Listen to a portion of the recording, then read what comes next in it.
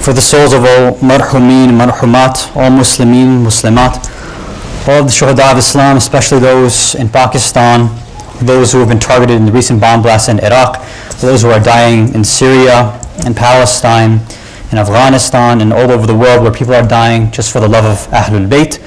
Please recite Surah Fatiha. Bismillahirrahmanirrahim.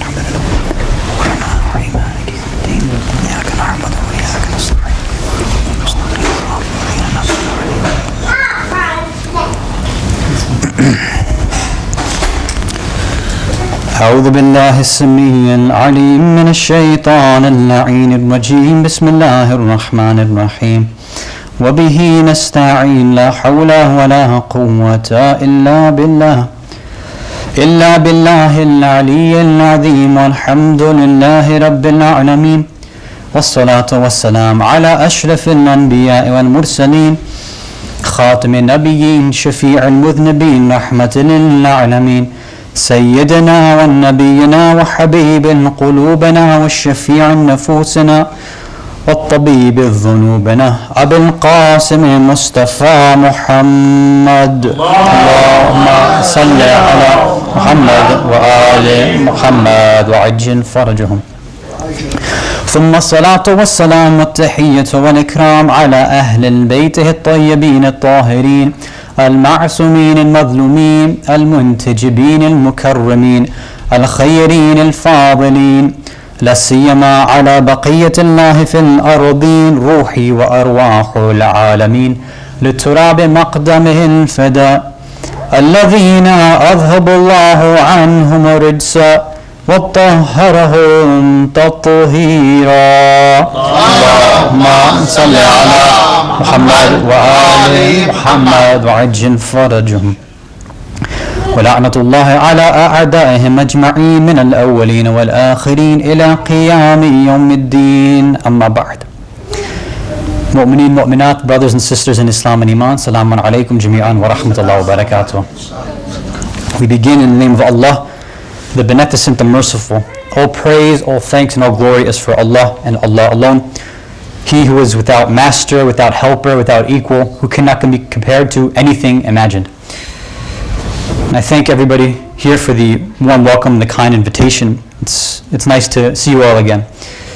I'd also like to, of course, extend my condolences firstly to the Imam of the time and to all Mu'mineen, Mu'minat on the loss, on the shahadat anniversary of our fifth Imam, Imam Muhammad ibn Ali Al Baqir alayhi salatu wassalam. Allahumma salli ala Muhammad wa ali Muhammad wa ajil fajr.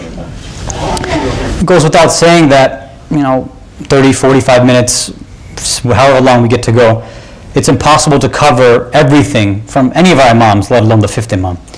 So we'll try in the short time that we have together to see if there's certain points we can highlight and focus on so that maybe we can get some practical lessons and take something away when we leave this lecture today, inshallah. Have any of you heard of the grammatical term active participle before? Active participle, active participle. In Arabic, you call this ismul fa'il. Has anybody heard of that? Anybody study Arabic? Okay. So ismul fa'il, in English you call it an active participle. What does that mean? Well, whenever you want to show that a person or something is doing an action, they're the actor, then you call this an active participle. Let me give you an example. So you take a verb in English, like run. If you add er, then you get the active participle. So if you want to say that, okay, this person is doing the act of running, you say he's a runner, right? Somebody who kills is a killer. Somebody who teaches, teacher, etc., etc. So this is how you form the active participle for most words in English. In Arabic, it's a bit different. In Arabic, when words are taken, there's a few root letters, either 3 or 4, depending on it, sometimes 5. And then you change those root letters. Sometimes you add letters, sometimes you take away, and you change it according to a specific pattern that's given. So in Arabic, if you want to make that acting form, that active participle, if you want to turn run to runner, or act to actor, teach to teacher, something like that, this is known as ismul fa'il. Ism means noun, fa'il means actor, person who's doing something. Fa'il means that's the pattern that it has to follow. So let me give you an example. I'll give you a few examples. So when you take the root letters fa, ain, lam, fa'ala, that verb means he did something. So when you have fa'il, when you put it on that pattern, that means it's the doer of the action. So let's see if we can put this same thing on a few other patterns. So if you take qaf, ta, lam, qatala means he killed. So if you want to say somebody's a killer, he's a qatil. Okay? So now, if you can start thinking of the way this pattern forms, now you can start recognizing certain words that you've heard either in, sometimes they're in Urdu, we have the same stuff in Farsi, or if you just read it from Quran or Hadith. So if you want to say somebody knows something, the verbs for to know is ayn, lam, mim, alama. Somebody who has ilm, we call him alim. You see, same that same pattern of fa'il, alim, qatil. Somebody who doesn't have knowledge, who's ignorant, who has full of jahalat or jahl, we call them jahil. See how that works? Okay. So what's the point of this? Point is, the personality we want to discuss tonight is Baqir. That title follows that same exact pattern. So many of us who have done our research and who know what this title is about, okay, you already know what it means. But I want to take a look at it from this Arabic grammatical structure so we can get a better understanding of why he was given that title in the first place. Sana salawat ala Muhammad wa Muhammad. So now we have to kind of take this word Baqir and do it in reverse. Before we took the root letters and then made it on the pattern. Now we have to reverse it. So if we want to find out what is Baqir, or what does Baqir mean, we have to take a look at the root letters. The root letters are Be, Qaf, and Re. Baqara. What does Baqara mean? Yeah. It's a goat. Oh, it's a cow. In arrow, and I guess in Urdu, right, you'd say Baqara for cow, but I mean for goat. But in Arabic it means cow, right? Because Surah 2 is Surah Baqara, the cow. Obviously, the Imam is not called the one who is the cow. That doesn't make any sense.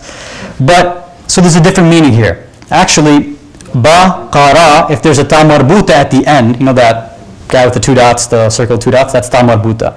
When you add that, the full form would be Baqaratun, if you want to pronounce it fully. That is actually cow. But when you have just ba, qaf, ra, that's a verb. That's not a noun. So what does that mean?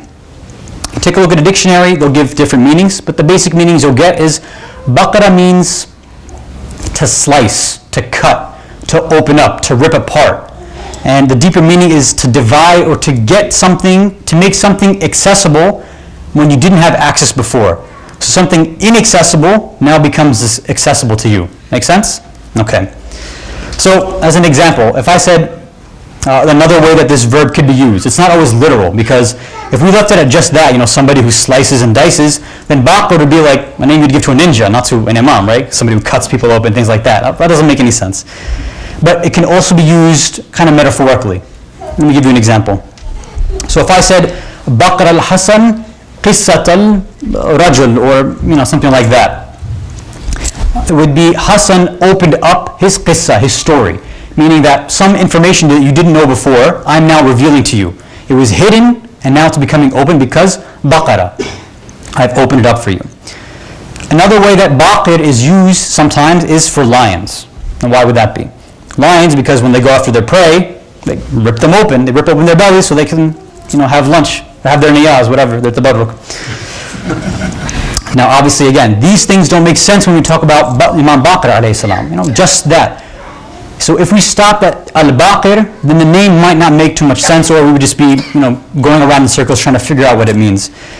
It's when we fully get his full title, then we understand what his title means.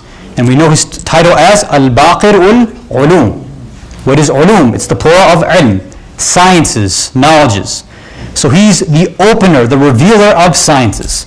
Now, if you remember, I think around the same time last year, we had a discussion over here around the same topic, that if you divide up imama, 12 imams divided up into categories, that second half of the imam, starting with the fifth imam, that's when knowledge started to open up. Because what's the political situation? Before that, the Muslims, after Saqifa, they basically abandoned that, the bayat that they gave. So now, slowly by slowly, each imam is opening people up. First, they start with simple concepts like usul ad-din, get them back towards Allah. So you have the first, second, third, and fourth imam basically work on that. Now, after the revolution of Karbala, Now what you have is that people's hearts are now open, their minds are now open. And the political situation has changed too. Whereas before, the Umayyads, they didn't want people to learn, because obviously if you learn what's good for you, then you would have stood up against the Umayyads. This is exactly what Imam Hussein ﷺ tried to do. Open the minds, open the hearts, and then the Umayyad Caliphate, the Khalifate, will go down. So then you have, at this time, during the time of the fifth Imam, you have the Umayyads, on their downfall. They're going down. They're fighting for power with the Zubayris, the Abbasids. Everybody's fighting amongst themselves. So it's at this opportune time that the fifth Imam stands up and he begins to start opening up ulum, Baqir al-ulum. He starts opening up different sciences. Not just Islamic sciences, but some other things that we might get to mention, inshallah. Salawat ala Muhammad wa ali Muhammad wa ali. Where to get this title? That also has a significance as well if we think about it. When somebody gets a title, when you nickname them or give them some sort of title, there's three ways that you can get this title. Two ways are just normal ways that we can do, and the third way is a very special, unique way. So the first way is if the people around you, your contemporaries, give you a specific title. So let me give you an example. Many years ago, I don't know how many, maybe 4 or 5 years ago, I had long hair down to probably my shoulders, something like that. So everybody around me started calling me Jesus, because I had my long hair. So because they had saw me, they were around me, this is the title that they gave to me at that time. And then after I went for Hajj, shaved my head, and I came back, and now I was no longer Jesus. But that's one example. So sometimes you have a friend, they have a quality, so you'll give them a title like that. That's one way of giving somebody a title. A second way is if the person is already passed, so people from the future, they're giving somebody in the past the title, right? So an example might be, how many of you have heard the term founding fathers before? If you've taken a social studies class, you've probably heard of it, right? So founding fathers are the ones who, framed the Constitution. They worked for the independence of this country from the British. So founding fathers wasn't used in the 1700s. It wasn't even used in the 1800s. The first person, if you look into the history, the first person to coin this term was the former President Warren G. Harding in, I think, 1918 or 1919. When he was trying to become president, he used this term of founding fathers. And ever since then, we've been using that same term, or we've been forced to use that same term in social studies class or government class, whatever. So it wasn't, they didn't call themselves, Washington didn't go around and say, I'm your founding father. He didn't say that. It was somebody later on, and now us, who use that term for people in the past. So that's the second way. But these ways, there's nothing special about it, right? If you're around somebody, you're in the present, you can give them a title based on their qualities. There's nothing special. You observe, you give them a title or a nickname. In the future, again, you look at somebody's past history, you can give them a title. It's nothing great. It's nothing of value. Now, what if the third way is a different way? The third way is if somebody's going to be born in the future, and you give them a specific title, and this title is specific to their whole essence, their dhat. Now that's something that nobody else can do unless you have divine knowledge, unless you have knowledge of the future, unless you have ilm al-ghayb. For example, maybe you're thinking, those who are parents in the past, maybe you said, I'm going to have a son or a daughter, and I'm going to say that they're a genius. And then maybe after they were born, now they're in school, you're like, all right, maybe that title doesn't work so well for them anymore. Now they're more, not so genius, right? Maybe they're not alim now, they're jahil, who knows? Hopefully nobody's kids in here are the jahil ones, or the alim ones, right? So if you give a title to somebody in the future, if the title is accurate, that means that you had some sort of knowledge beforehand. So this title of Imam Baqir doesn't come from people around him, and it didn't come in the future. It came from the past. And it actually comes from the Holy Prophet Muhammad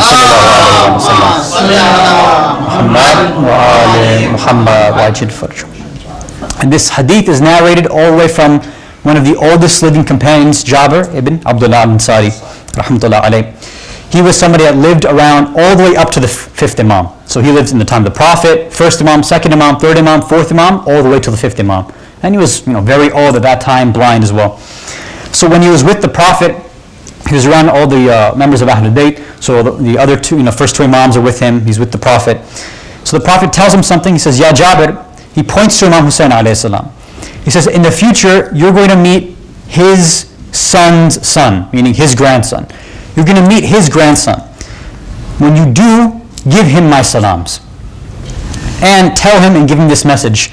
He says, Ya Baqir, O one who will split open knowledge, Baqara tamama. When you split it open and reveal it completely. So the Prophet had this kind of knowledge beforehand, and he gave this title to the fifth Imam. So this gives a kind of fadilah to the Prophet and to the fifth Imam, because you won't find people like that in history who have gotten that. Even our ulama, they get their titles much later on. They don't usually get it during their time. It's when people reflect back on their history. But for the fadilat of our fifth Imam, this was something that the Holy Prophet gave to him. So this shows that he has a great value, and we'd be doing a great disservice if we didn't examine just a few parts of how he opened up this knowledge. Salawat ala Muhammad wa Muhammad. Like we said in the beginning, we can't go through everything. If you look at some of the other Imams, there were specific things that they focused on, so we could talk about those things. Like some Imams, Tawheed, monotheism was one of the main things they talked about. Or some of the Imams, it was just about imamat, just about wilayah, things like that. But the fifth Imam, he needed to start this revolution of this kind of housing system that we understand today. Taking in students, sitting them down, teaching them everything that they need. And many individuals have this issue. They say, all these ayatullahs, these mujtahideen, where did this stuff come from? Where did ijtihad come from? Where did taqleed come from? Which guy made it up, in the 11th or 12th century? So it wasn't made up. It started with the fifth Imam. That fiqh, even for the Sunnis, began during the time of the fifth Imam. Many of us, for example, we might know that one of the major, Sunni heads of the madhab, the Hanafi madhab, Abu Hanifa, we know that he studied with the sixth Imam, right? Many of us probably know that. He studied for at least 2 years. And he has that very famous saying, Lawla sinatan halakal nu'man. If it wasn't for those 2 years that I studied with Ja'far as-Sadiq, I would have been destroyed. He was showing that, if I didn't study with this guy, Imam Ja'far as-Sadiq alayhi salam,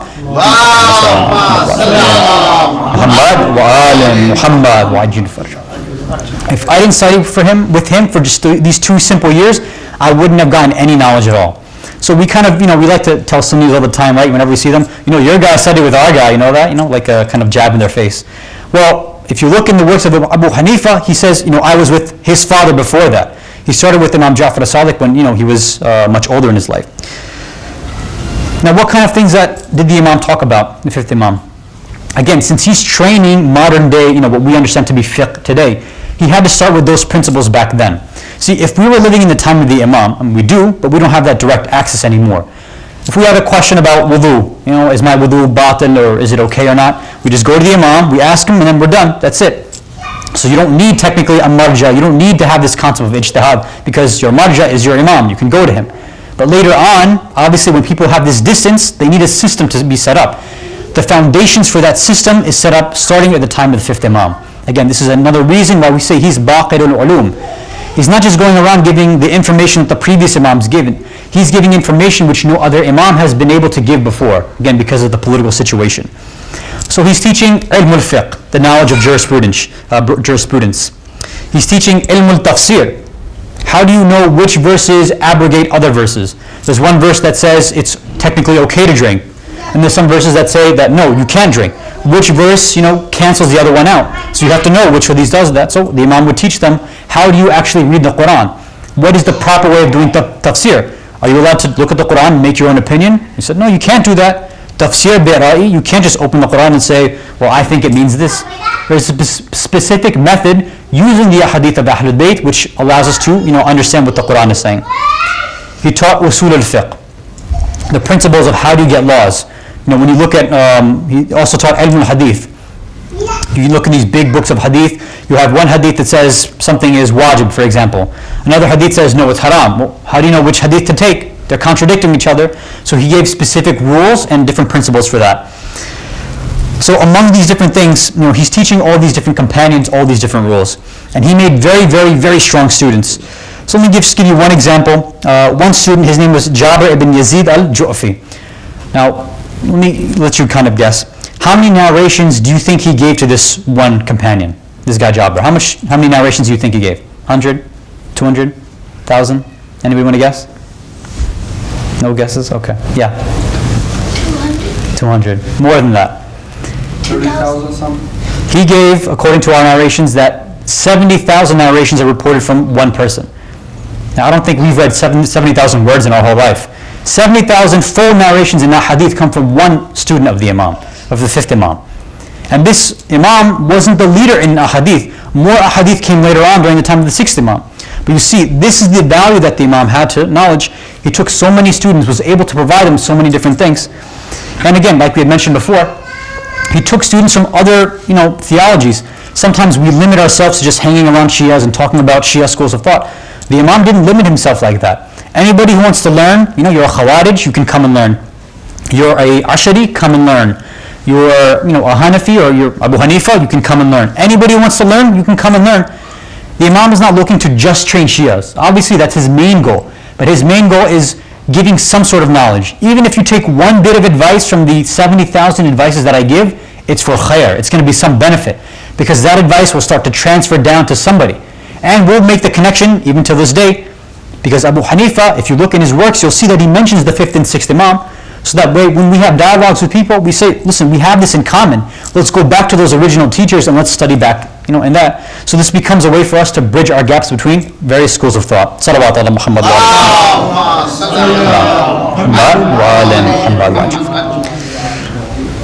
I want to mention for us maybe one or two different specific things which the Imam taught in his classes, which we use to this very day. Our ulama, our mujtahideen, they rely on these usul, these principles.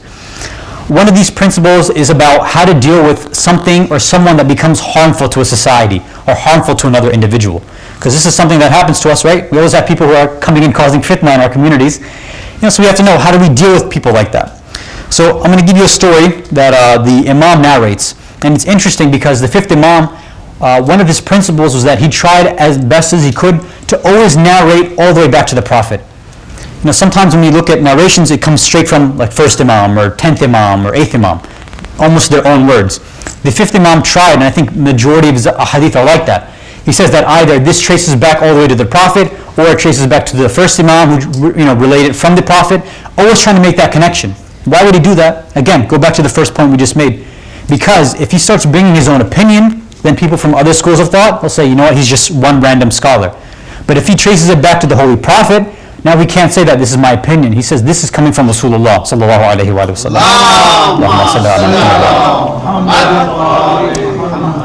So the principle that he gives in this one story that we derive today is about the principle of diminishing and removing harm. So there's a story of the tree. There's this one guy, Samra ibn Jundab. Samra ibn Jundab is this horrible personality in history. He was somebody that was around the time of the Prophet, but he wasn't a very good companion. Later on, he worked for Muawiyah. He spread lies about Imam Ali alayhi salam. He just did horrible things. And he's so bad that some Sunni scholars actually narrate from Abu Hanifa about him. They say that Abu Hanifa has said that the companions of the Prophet, generally, most of them were pious and just people. And I accept every hadith with their evidence narrated by them. But there's 3 people that I'll never accept from. One is Abu Hurairah, one is Anas ibn Malik, and the 3rd one is Samra ibn Jundab. Now again, most Sunnis won't take this, but there are some other Sunnis who will rely on this narration. So Samra is not a very good personality. And from this story, you'll see that he's just a horrible, horrible individual. So during the time of the Prophet, Samra ibn Jundab, he was somebody that was a gardener, he was a farmer. So he was living next to somebody from Medina who was an Ansar. So he wanted to plant a date tree. So he goes into this guy's, some other person's, their garden. He plants a tree over there. And at that time, some of the rules for, planting things, they were kind of open during the times of Jahiliyyah. Now later on, when the Islamic law was established, obviously things changed. So what had happened is that this garden, you have this person who's, he's a Muslim, this guy who owns the house. His house is over here, and the garden is on the other side of the house. So somebody's house is somewhere else. So in order to get to his date tree, he has to walk through the person's house, the Ansar's house, and get to his date tree. So obviously when he does that, he doesn't ask for permission, he doesn't knock on the door, doesn't ring a doorbell, because doorbells don't exist, that's why. So he walks through the guy's house, the women aren't in hijab, they don't have time to get ready, and so the person whose house it is like, listen, I know you want to come and check on your tree and take the dates off, etc., etc. I don't have a problem with that. But at least tell me beforehand, at least ask for my permission before you come through my house. I have women in the house who have to put on hijab. Someone says, I don't care, I'm not going to ask you for permission. I'm going to come and go as I please. So this Ansar says, how am I going to deal with the situation? So he sends a message to the Prophet. He goes to the Prophet. He says, there's this guy Samra, you know him, he's coming through my house when my women don't have time to put on hijab. and he's going to just check on his date tree. How am I going to handle this? He says, okay, let me, tell Samra, or I think in some narrations it says that the Prophet went to Samra himself. He's like, Samra, why don't you just ask him for permission? It's not a big deal, or give him some certain timings. Do something so that his women can at least cover up, or so they have some notice. Samra's like, no, I don't care. I'm not going to listen. He's like, okay, fine. It's like, how about we make a different deal? How about you sell your tree to this Ansar? It's like, no, I'm not going to sell it. He's like, okay, if you don't want to sell it to him, why don't you sell it to me? No, I'm not going to sell it to you. I don't care. I like my tree. Okay. So whatever price the Prophet first offered, he said, okay, I'll give you more than that, so that you'll make a profit off it, a much bigger profit. Samra says, nope, I don't care. I don't want the Prophet. I like my tree.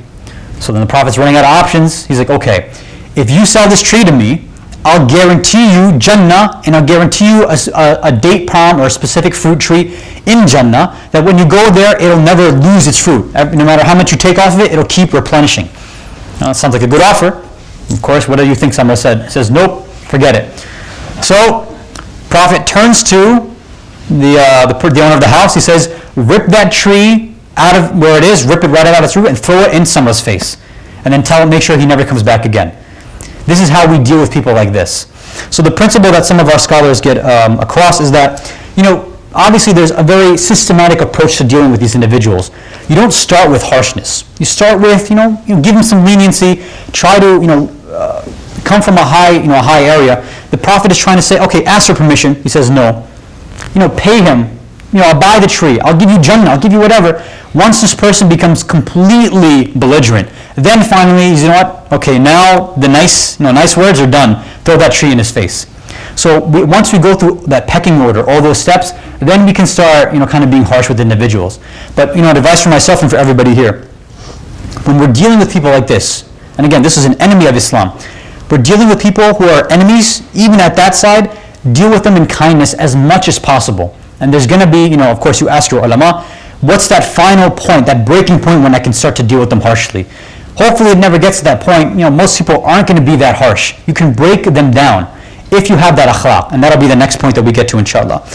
What did the Imam, besides things like fiqh, besides things like tafsir, besides usul al-fiqh, what else did the Imam provide for us that we can take lessons from him? So that we're going to start looking at his akhlaqi aspect. So if you can send a salawat ala Muhammad wa ala Muhammad. Fiqh, Quran, usul al-fiqh, studying all these things, it's very important, and we should all be doing it more often. However, if we're praying and fasting and reading Quran and doing all of these things, but our akhlaq is no good, if our adab is no good with other individuals, the Prophet has said that you're guaranteed hellfire. All the good that you do in your life, if your akhlaq is no good, just forget about it. There's no way that you're going to be guaranteed paradise. It's not going to happen. Akhlaq, especially us as followers of Ahlul Bayt, who have the best role models. We have makarimul akhlaq. When we have these role models, it's wajib upon us to start looking at their examples, taking lessons, and seeing how we can apply that in our lives. Again, I'm going to give us one story today, and piece by piece I'm going to break down the parts of the story and see what kind of lessons we can get from that. If you can send another salawat ala Muhammad wa You guys tired yet? You still with me? I know you guys were here from Sunday school from the morning, but if you're, you need some more energy, send one more loud salawat ala Muhammad Muhammad. Okay, so that salawat means you did need energy. Okay, that means you're about to pass out. Okay. So, a Christian comes to the fifth Imam, and he just starts harassing him right away. Obviously not every Christian or Jew during that time was, they weren't always abusive. Most of them had a decent relationship, but sometimes you had some individuals who were very harsh. So this Christian comes up to the Imam and just starts berating him, he insults him. He does 3 separate types of insults to him. So we're going to go piece by piece with every line, and we'll stop after each line and see, what kind of lessons can you and I take from this. So he comes to the Imam first. This Christian comes to the Imam, and he says, Anta baqara. You are a cow. Remember we said that's what baqara means? Christian guy comes and says, you're a cow. Now, so if somebody said something like that to us, I don't know, in this day and age, who comes and calls you a cow? Maybe in Pakistan they might do that, or I don't know what kind of harsh words they use in Pakistan nowadays, but, you might get called a name like that in in our day-to-day life. Maybe it's at school, maybe it's at work, or on the street, some random person who's just having a bad day. They might say something like that to you.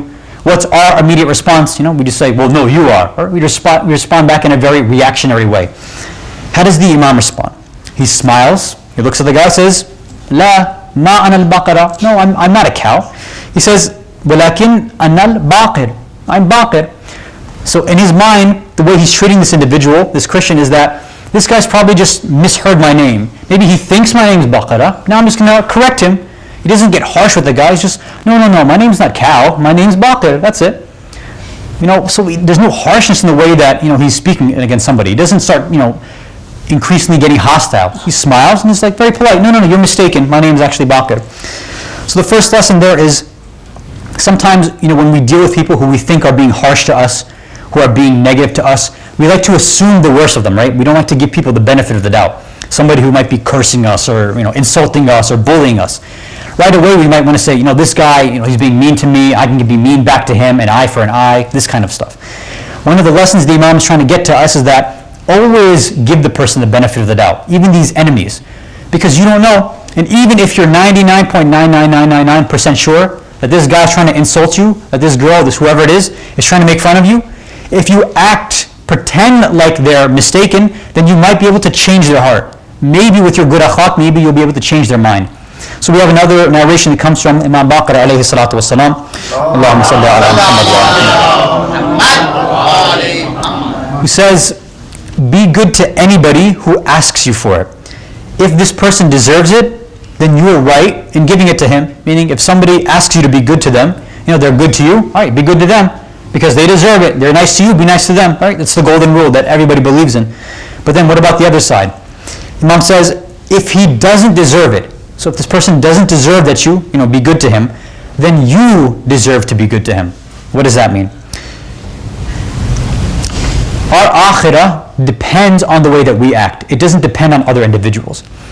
If somebody comes and abuses you, and we start reacting harshly to them, our akhlaq is bad, we lose our akhirah.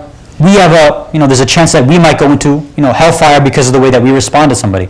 The Imam is instructing us, okay, if somebody comes to you and they act good to you, respond to them, in the same way. That's good. Respond better. That is eye for an eye. That's justice. That makes sense. That's no problem. But if somebody's mean to you, they're rude to you, they're harsh to you, now they might deserve to be mean, that you're mean back to them. But your soul, your nafs, your ruh deserves to yourself that you be a better person. Because your akhirah is in your own hands. Don't let somebody else come and affect your akhirah. Don't let somebody else destroy the good deeds that you've already done. Just like Maulana Hassan Mujtaba was saying on Friday. Don't let your poor akhlaq spoil what good deeds that, the trees that we have, the mansions that we have built for us in Jannah. Any negative deed, any guna that we get is going to destroy and burn down those things. So the Imam is instructing us, be careful. Don't ruin those things. You deserve a better akhirah, so don't ruin that by somebody else's bad akhlaq. Then he ends and says, if a person abuses and insults you on your right side, and then moves over to your left side and then apologizes, accept that apology right away. Again, it sounds nice on paper, right? Or iPad, no, it's not paper, but it sounds really good, but it's very hard to implement that, right? But think about it. Today, maybe something like that might happen to you. Reflect on that at least for today. Keep that in your mind. Somebody might immediately just, insult you, do something negative to you. The later Imams and other Imams also say, if they don't give you an apology, just make one up for them. Again, like the Imam did for that in the first instance. The person calls him a cow, he just makes up an excuse for the guy out of nowhere. He says, no, the guy's mistaken, I'll just correct him. Don't assume the worst of people, even your enemies. Assume that they're mistaken, assume that they're misguided, assume that they researched incorrectly. Show your better akhlaq, and then you might be able to get them back to the path of Ahlul Bayt alayhi salatu wasalam. Salawat ala Muhammad.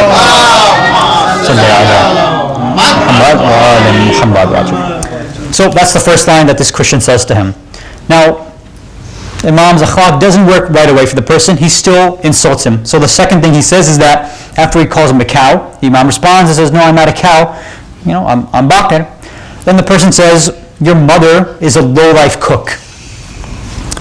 Now, again, if we want to understand this in our day and age, imagine somebody coming and insulting your mother, your father, or yourself based on the profession that you have, the job that you have. First thing right off the bat that shouldn't need to be reiterated, but just in case. the job that we have has nothing to do with our level of taqwa. Absolutely nothing. Whether we're a 6-figure salary, 7-figure, 5-figure, hourly, it doesn't matter. Does this have anything to do with your akhirah? Not at all.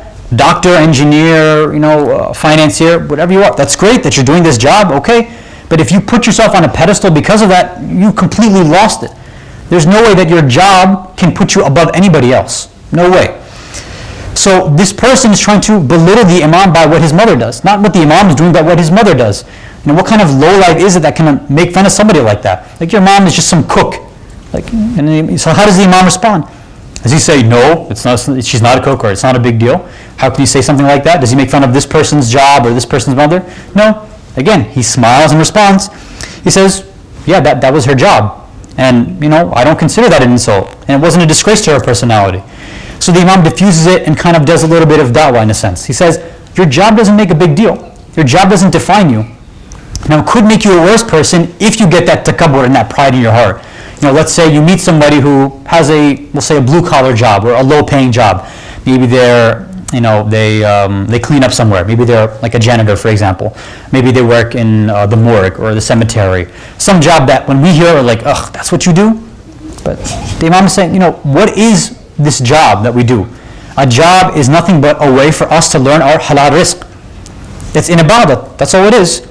If somebody can get takabbur and pride out of an ibadat, then you've just spoiled your ibadat. That work that you're doing is now nothing but for the dunya. Whatever gains you've made for the akhirah, forget it, it's gone.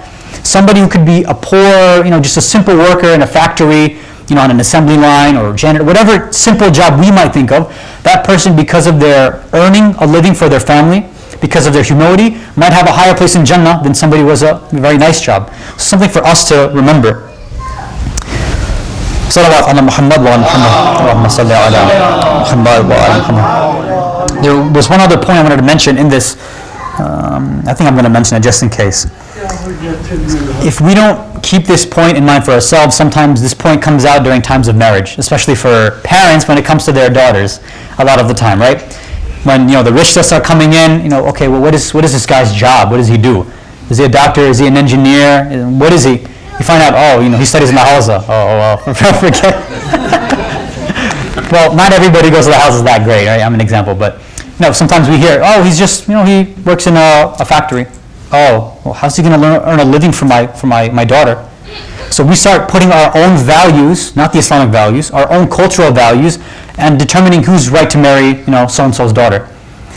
Keep in mind this point. If you still think that that's a right way to act, okay, if you want to keep that for yourself, it's your right. You can marry your child to whoever you'd like. But just remember, if your imam came back right now, or if you lived in the time of the imam, you would never give your daughter to the imam. Because our imams were not doctors. Our imams were not working on Wall Street. Our imams weren't engineers. What did our imams do? An example, the first imam was a gardener in the house of a Jew. He did landscaping for him. Sometimes the imam did grave digging. Our imams had very, very simple jobs, nothing extravagant, we can't really make a complete comparison today, but the same way back then people would see them, they're like, you're nothing, who are you? You're just some simple guy working in a field. It's not, you're not a famous Arab like I am. So the imam, again, keep this in mind when we start putting in our own interpretations into different things. Again, just an advice for all the future people who are giving away, who are handling rishtas in the future, inshallah. Send another salawat ala Muhammad wa ala Muhammad. A disclaimer, there's nothing wrong with doctors and engineers, the good jobs. If you're serving people like that in your ummah, it's a very good job to do. So don't come after me and say, but no, this is a great job. Hassan. No. Do whatever job it is, as long as it's fi sabilillah, you can do whatever job you want. Okay? So this is the second point. Now the final line. Again, we think that by this point the guy is like, all right, let me calm down now. But again, this Christian now gets to the worst level. So before he calls him a cow, he calls the imam a cow. Then he starts making fun of the imam's mother's job. Then he still keeps on this point of the mother. He says, your mother was black, she was immodest, meaning she had no modesty, and she had a harsh tongue, she was rude. So this is the final point. Now, if somebody makes fun of our mother, I think that's the final straw for most of us, right? If you want to abuse me, okay, that's fine. But if you dare talk about my mother, forget it. All the akhlaq comes off. Now you're done. So how should the imam respond right here? If he's like us, forget it. Who knows what's going to happen? But of course, the imam is makarimul akhlaq. he sets an example for all of us. So again, he doesn't get angry. The Imam is smiling, and what does he respond? He says, if what you're saying about my mother is true, then I pray to Allah to forgive her. If she didn't have hijab and haya, if she was abusive, then I pray that Allah forgives her for that. But if it's a lie, what you're telling, then I hope that Allah forgives you for your lies and your slander. See, the Imam is not setting up, again, not trying to attack the person. He's always trying to set up this kind of conditional scenario that maybe it's true what you're saying about my mother. And if that's the case, fine. I ask that Allah forgives her. But if in the off chance, and obviously we know that there's no way that the Imam's mother was like that, if on that chance that the Imam's mother is like that, then I hope that if it's not true, if you're a liar, then I want Allah to forgive you. No harshness comes out of the Imam. 3 lines come out of abuse, never does the Imam come back and slander this person. So what does this show us? Well, one, we know out of almost all these interactions, whenever the Imams had these interactions with people who are abusive, and just like we know the ending of this story, right? It's always happily ever after. This person, of course, becomes a Muslim later on because of the akhlaq. He says that, I'm a Christian, I'm supposedly following the sunnah of Nabi Isa, Jesus alayhi salam, but you're following the akhlaq of prophets better than I am. So from that he starts to research and learn, and then becomes a Muslim later on. But for us who have the teachings of Ahlul Bayt, what's our excuse for not having the akhlaq? Other people, they have that excuse. Okay, maybe from other schools of thought, for other religions, and atheists, for example, they don't have role models. Who are they going to learn from? We have 14 personalities, definite infallible personalities, who have shown us that even in the face of enemies, you bow your head. You have this high level of akhlaq. So when we can't live up to those values, we have to ask ourselves. I ask myself, you ask yourself, what good is it when I call myself a Shia? And this is one of the final and major teachings that the Imam tried to get during his time. One of the major teachings of the Imam was defining Shi'ism. What does it mean to be a Shia? And many people would come to the Imam and say, I'm your Shia. He says, no. You've lied twice. Is because of certain other things, and because you're calling yourself a Shia. A Shia is not just some simple word you can throw around. A Shia is somebody who doesn't do any of the major sins. Somebody who doesn't lie, who doesn't cheat, who doesn't steal, all of these different things. A real definition of a Shia is somebody who's obedient to Allah. If you're doing irta'a to Allah, then that means you're truly following the wilayat of Ahlul Bayt. It's a humble advice for myself and for all of you. If we're not in that stage yet, and again, this is just my personal opinion, if we haven't been able to fully obey the laws that the Imams have set down by the command of Allah, then maybe the way that we speak to other individuals is not to say that I'm a Shia. Maybe I'm trying to be a Shia. Right now I'm just a lover of Ahlul Bayt, but I'm trying to follow their teachings. This simple change in the way that we speak might humble us enough so that we actually start to get to a level where we want to start getting closer to the teachings of Ahlul Bayt, to get their akhlaq and get towards their ilm. That way, maybe, inshallah, we'll get to a stage where we become real Shi'as. That way, when the Imam of the time looks at our deeds, he says that, yes, this person is indeed a Shia. Rather than this person, the Imam looking at the deeds and says, this person's claiming this, he's crying, reciting poetry, doing all these things, but I don't see the deeds of a Shia yet. I see a lover of Ahlul Bayt, I see somebody who's an Azadar, I don't see a Shia yet.